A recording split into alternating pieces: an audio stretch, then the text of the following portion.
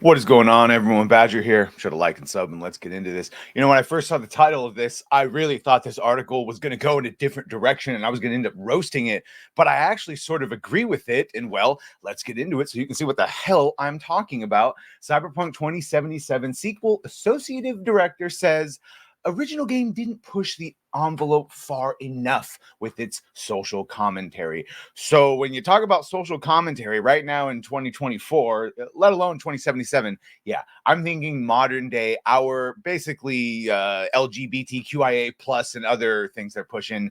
He's talking about something else that I actually sort of agree with. So Sasko, who prior to the role served as lead quest designer on the first Cyberpunk 2077, offered his thoughts on the topic while making an appearance alongside the sequel, presently codenamed Project Orion.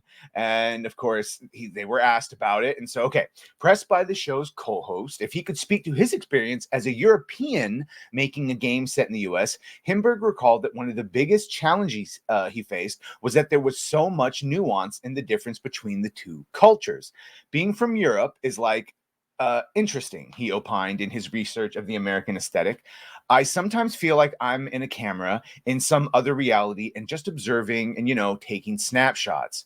To this end, he noted that the most stark contrast between the two countries was the fact that the US suffers from a rampant homeless crisis. Yes, we do. And in many of these cities, of course, all Democrat run, and for many times now, homelessness could be solved and can be solved very quickly, as we've seen in San Francisco, where Gavin Newsom also quickly cleaned up the streets of fentanyl zombies when Xi Jinping from China came. So yes, unfortunately, homelessness, these people that are paid to manage it get paid hundreds of thousands of dollars a year. So there's no reason for them to actually get rid of it. So it's rampant and you see it everywhere. I am in a downtown city, and let me tell you something. Yeah, you see a homeless person with a mental illness talking to themselves and screaming on every single corner. And it's not a joke in San Francisco when they literally have an app so you can see where there's human feces on the ground. So that is a huge difference. He says, and LA, San Francisco, working on Cyberpunk. And then after we did the game, we shipped it, and I did even more traveling now in the US. I see that we didn't push the envelope far enough. For instance, let's say the homeless crisis, and so on. When I look at it, I'm like, we weren't going far enough in Cyberpunk 2077. What he's saying is Cyberpunk 2077 and Night City, which is supposed to be a dark, depressing, dystopian future, wasn't as bad as modern day American cities. Let that sink in for you. As a Project Orion associate director, we thought that we were like dystopian, but it was like we barely touched the surface. And unfortunately, that is a major truth in a lot of American cities. Echoing his colleagues' thoughts when later asked for his thoughts on what does cyberpunk mean for you, Himberg asserted, I think the really cool thing about cyberpunk and the dystopian future that it has is there's so much relevance to today of mega corporations and the fact that they're the actual governments and the ones that control things. That is the biggest parallel. That's why I like it. And even the things that, like, if they did want to do modern politics and, trans and all that, and Claire, the bartender, is a trans character.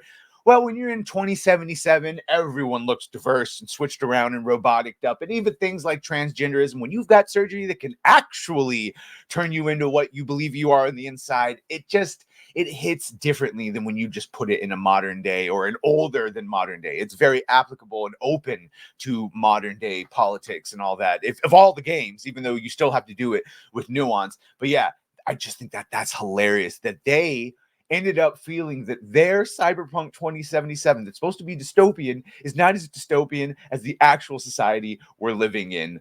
I think it's really cool about Cyberpunk and dystopian future is that it has, mega corporations, of people on the fringes, yes, of people just exploited resources, yes, welcome to most of the jobs, exploited resources, of the wealth gap, and I'm never gonna hate and feel like I am owed other people's money. If you hustled and you got money, you are not now responsible for paying for all of us. But yes, the divide does happen, and that is also sort of because of this mega corporation. Of all these things, I think the 2077 allows us to tell these stories in a way where at the heart of it, there's always relationships and people, but we're in a really broken world.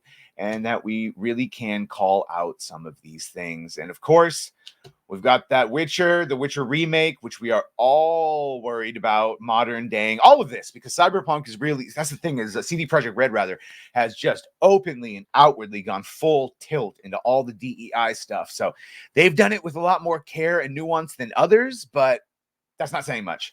So yeah, Project Orion is their sequel for Cyberpunk, and that Witcher 4 remake, and then the one that was supposed to be a multiplayer of Witcher co-op, something like that. Anyway, let me know what you think of this. We will keep you up to date on all of it. But yeah, what do you think? Do you think our world is maybe even worse than the 2077 world? I don't know. Let me know. Let me know what you think. Be sure to like, share, and sub. If you've done that, thank you. If you're going to do that, thank you. Well, bye.